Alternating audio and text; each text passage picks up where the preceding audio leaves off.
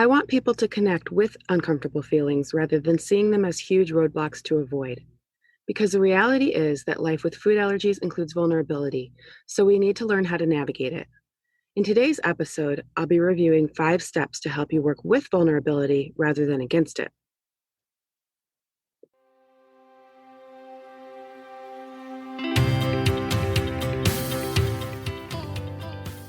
Welcome to Exploring Food Allergy Families, a podcast with real talk, relatable conversations, and practical tips focused on navigating the impacts that food allergies have on families, relationships, and mental health. I'm Tamara Hubbard, licensed therapist and the host of Exploring Food Allergy Families. Please remember that while this podcast offers general advice, it should never replace medical or mental health care guidance from your own healthcare team.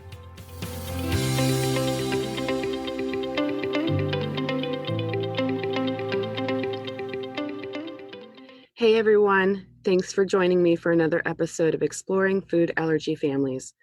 Today, we're going to explore feeling vulnerable when managing your own food allergies or when parenting a child with food allergies. So what exactly does vulnerability mean?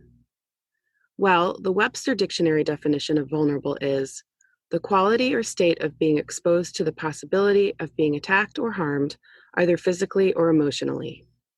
Describing it that way can definitely make us feel like vulnerability is a negative emotion. Using that definition may lead us to believe that feeling vulnerable makes us weak, which may then result in trying to avoid vulnerability at all costs so that we don't have to feel the uncomfortable emotions it may bring, such as anxiety and fear. Now, when exploring vulnerability, I tend to turn to my favorite emotion-focused guru, Brené Brown.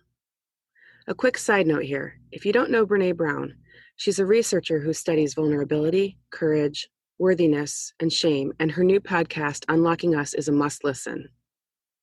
In Brené's book, Daring Greatly, she defines vulnerability as uncertainty, risk, and emotional exposure.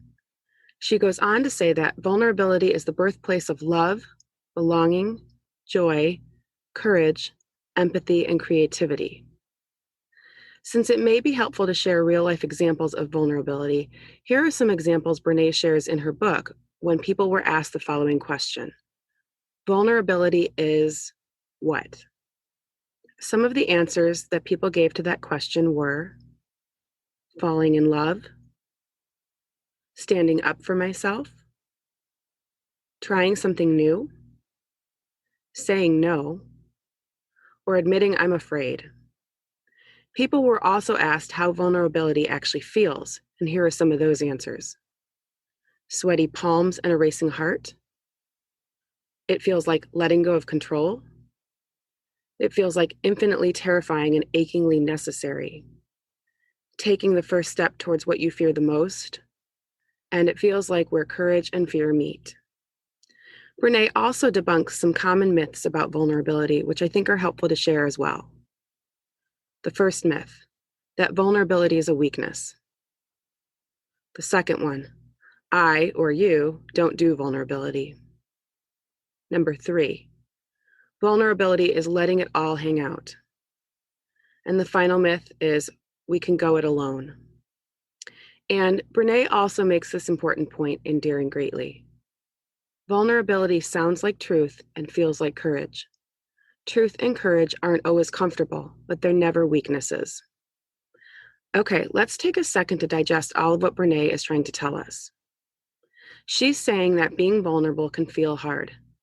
It can evoke emotional and physical feelings. But rather than seeing vulnerability as a weakness, if we allow ourselves to notice, name, and feel it, positive gains can come from being vulnerable. And finally, rather than running from it, we need to lean into it. Yeah, that's a lot to process. Now, let's put vulnerability into the context of living with food allergies. Using Brené's definition of vulnerability, which is uncertainty, risk, and emotional exposure, living with food allergies definitely ticks all of those boxes, so it's no surprise that we typically feel pretty darn vulnerable. Vulnerability when living with food allergies might look or feel like the following. Acknowledging fear of many things, such as fear of having reactions or navigating through reactions, fear of not knowing how to handle new situations, fear of being left out or excluded, or a general fear of the unknown or uncertainty we may feel. It might also feel like having a hard time saying no or being firm with boundaries in case you are judged by other people. Or it may elicit feelings of anxiety, guilt, or even shame. And if you're the parent of an allergic child, there's an extra layer of vulnerability there as well. But if we take a page from Brené's book and we work with vulnerability rather than against it, imagine how that could impact navigating life with food allergies. We might feel less like a hostage of our fear and more like the captain of the ship that we're on. Now, let's also look at how time affects vulnerability. There's time that explains the distance from an event, such as how long it's been since the diagnosis or the last reaction. And there's also time as in the past, the present, and the future. Both of these kinds of time can impact how vulnerable we feel. We may feel most vulnerable during that period right after the diagnosis, and even for months or years to come. Often, transitions are another period of time when we may feel increased vulnerability, such as transitions between grades, ages, and phases of life, or especially when parents allow their child more responsibility. Additionally, if we find that our fears keep us rooted in past experiences or future worries, it makes it hard to stay present focused, which often leads to an amped up feeling of vulnerability and anxiety. There's a definite connection between how long we've been managing food allergies and our level of confidence. And when we feel more confident, the intensity of our vulnerable emotions typically decreases. Therefore, time can be a tool that helps you work with vulnerability. While you can't control time, you can remind yourself that time brings its friend confidence with it. And you can be more aware of focusing on the here and now rather than the past or future. Okay, but time isn't the only tool to help us navigate our vulnerability. So let's review 5 steps that may help you move from working against your vulnerability to working with it. Essentially, leaning into vulnerability and allowing it to be a motivator rather than a roadblock. Step 1. Be an investigator. Name and acknowledge your deepest vulnerable feelings. This step might feel pretty hard because it's asking for you to be brutally honest. Explore and write down what's at the core of your vulnerable feelings. Is it the fear of anaphylaxis? Or wondering if you'll be calm enough to handle a reaction if one occurs? Or maybe it's feeling a lack of control due to when you're in a new situation or when your child is out of your care. Perhaps you feel criticism from others about how you parent your food allergic child. Or if you're newly diagnosed, maybe you feel overwhelmed and unsure if you can even successfully adjust to managing food allergies. There's likely a lot of things triggering feelings of vulnerability, so keep this list handy since you may be adding to it often. Step 2 is to identify the gaps. What do you need to help increase confidence and courage? Make a list of what you need more or less of in order to increase your confidence in navigating allergies. What are the gaps that keep you further from gaining confidence? What strategies or actions could keep your vulnerabilities from becoming roadblocks that get in your way? It could be that you have knowledge gaps and you need more information. Maybe you need more tips related to daily food allergy management or navigating schools, more information about transitioning from each age or stage, or how to understand labels better. Also, be sure to revisit what knowledge gaps you might have during times of transition. Or there might be a support system gap. You might benefit from getting more involved in support groups or attending support group meetings, connecting with food allergy advocates, or finding new food or recipe options. There may also be an interaction gap, such as letting others' opinions make you feel bad, or staying in support groups that cause you more anxiety than confidence. Or what about an experience gap? You may need more practice navigating life with food allergies, which may mean avoiding less. We need to find ways to approach some scary scenarios in order to increase confidence, which is hard to do and may feel easier to avoid. While we have to avoid our allergens, we have to find ways to navigate scenarios that we don't want to sometimes. Step 3 is to seek solutions to fill those gaps. Solutions may include more preparation, practicing strategies more regularly, or identifying sources to fill in the gaps that make you feel vulnerable.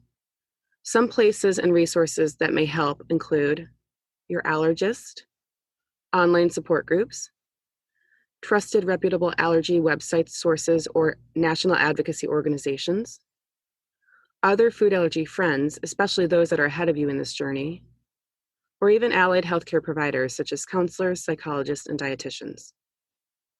Next, step 4 is to let your values lead the way.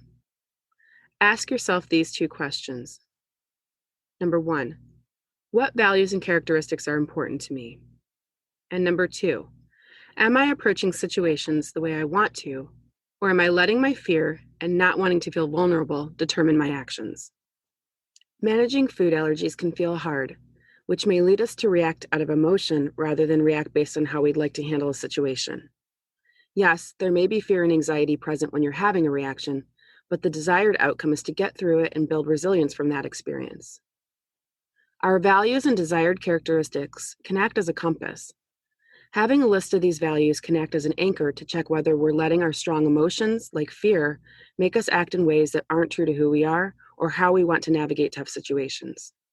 This list of values and characteristics might include things like resilience, bravery, being a solution seeker or problem solver, developing the ability to navigate anxiety, being responsible, and learning to self-advocate or ask for help. And finally, step 5 is to track your experiences. Data and evidence can help us in so many ways. It can ground us when we let our emotions cloud reality, and it can also allow us to see just how far we've come and what tough situations we've already navigated through. Keep a list of tough scenarios you've gotten through on your food allergy journey so far, especially those that may have caused anxiety before doing them. Maybe you've traveled for vacation, or maybe you've navigated transitions to school, or you've gotten through experiences of anaphylaxis. Even if it felt like the journey through these experiences was messy and you didn't handle it exactly how you wanted to, it doesn't matter. Write them all down. You got through them. That's what matters, and you need to remind yourself of that. Okay, so let's review what we've explored in this episode. First, according to Brené Brown, vulnerability is the birthplace of love, belonging, joy, courage, empathy, and creativity. And truth and courage aren't always comfortable, but they're never weaknesses. Next, it's important to use time as a tool to work with your vulnerability. While you can't control time, you can remind yourself that time brings its friend confidence with it. And you can also be more aware of focusing on the here and now rather than the past or the future. The 5 steps to help you allow your vulnerability to be a motivator rather than a roadblock are: Step 1, be an investigator. Name and acknowledge your deepest vulnerable feelings. Step 2, identify the gaps. What do you need to help increase your confidence and courage? Step 3, seek solutions to fill those gaps. Step 4, let your values lead the way. And finally, step 5 is to track your experiences. And the last thing we learned was, rather than running from vulnerability, we need to lean into it. When we work with it rather than against it, we can do amazing things, brave and courageous things. Don't worry if you weren't able to jot all of this down. If you head over to the resource page on the Food Allergy Counselor website, there's a PDF with these steps in the Take-Home Challenge section. That website address is www.foodallergycounselor.com. Speaking of the Take-Home Challenge, your challenge, if you choose to accept it, is to give these steps a try. You can work through them at your own pace, as it's really an ongoing activity. Thanks so much for joining me for today's episode of Exploring Food Allergy Families. Remember that your feedback is always welcome. And if you're enjoying this podcast so far, think others might too, and don't want to miss future episodes, don't forget to subscribe and share. There are so many more interesting topics we'll be exploring. Until we connect for the next episode, be good to yourselves and take care.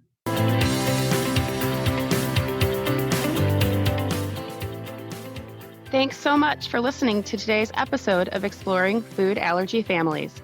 Be sure to subscribe via your favorite podcast app so that you don't miss future ones.